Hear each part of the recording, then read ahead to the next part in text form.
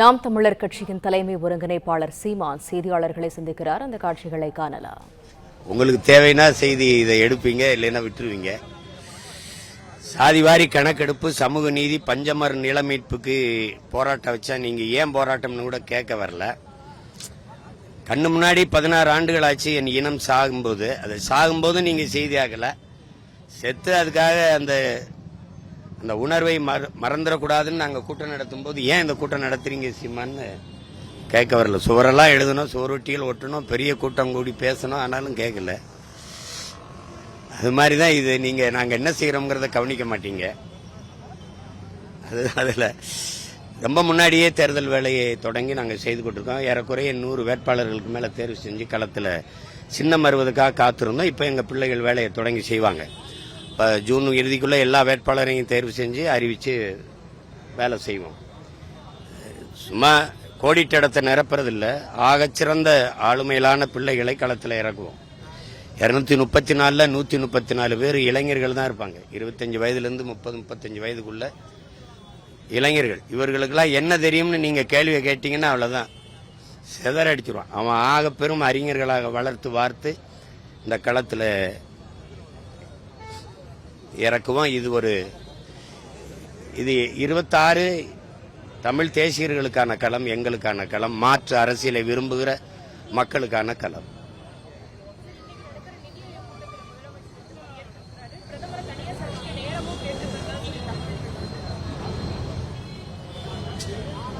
இல்லை, எதுக்காக சந்திப்பாங்கன்னு இருக்குல்ல, பல்வேறு சூழல்கள் இருந்தது. பிரதமரை சந்திச்சு கோரிக்கை வைக்க, நமக்கு நிதி தரல, அதனால ஆசிரியர்களுக்கு சம்பளம் கொடுக்க முடியல அப்படின்னு புலம்பிக்கிட்டு இருந்த நேரங்களில் அவரை சந்திச்சிருக்கலாம். அவரை சந்திக்க உங்களுக்கு வாய்ப்பு இருக்கு. நீங்க கேட்டா நேரம் கொடுக்குறாங்க. காலையில உங்களை சந்திக்கிறாங்க, மாலையில தம்பி உதய சந்திக்கிறாங்க. அப்படி ஒரே நாளில் எல்லாரையும் சந்திக்க முடியுது, உங்களால சந்திக்க முடியுது. அப்படி இருக்கும்போது எண்ணற்ற சிக்கல்கள் நமக்கு வந்தது. அப்போலாம் பேசி நீங்க அதை சரி செஞ்சிருக்கலாம். இப்ப 3 நிதி ஆயோக் அந்த கூட்டத்தை நிராகரிச்ச நீங்க இப்ப இந்த நிதி ஆயோக் கூட்டத்துக்கு ஏன் போறீங்கிற கேள்வி எல்லாருக்கும் எழுது. அதுக்கு விளக்கம் சொல்லியிருக்கணும், இந்த வாட்டி ஏன் போறீங்க அப்படின்னு. அது ஒருவேளை நீங்க அமலாக்கத்துறை சோதனைக்காக போறீங்களா அப்படி சந்தேகம் வருது இல்ல.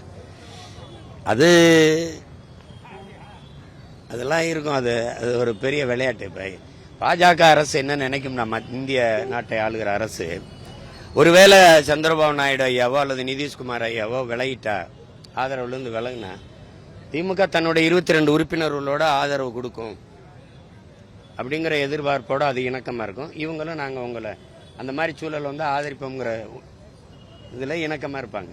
இல்லைன்னா இந்த பாகிஸ்தான் போற அதை ஆதரிச்சு பேரணி நடத்தின முதல்வர் நம்முடைய முதல்வர் தான்.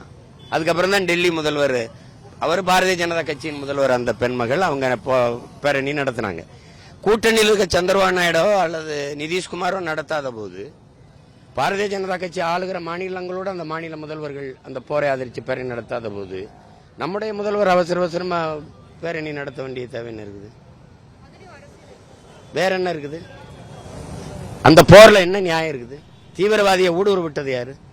அதுல பாதுகாப்புத்துறை அமைச்சர் வருத்தம் இருக்கா, இல்ல ராணுவ தளபதிகள் வருத்தம் இருக்கா? சரி, உள்ள தெரியாம வந்துட்டான். எப்படி தெரியாம வந்துட்டான்? பிளே ஸ்டோர் மற்றும் ஆப் ஸ்டோரில் இருந்து பாலிமர் செயலியை QR கோடு மூலம் பதிவிறக்கம் செய்யுங்கள். செய்திகளை உடனுக்குடன் பெறுங்கள்.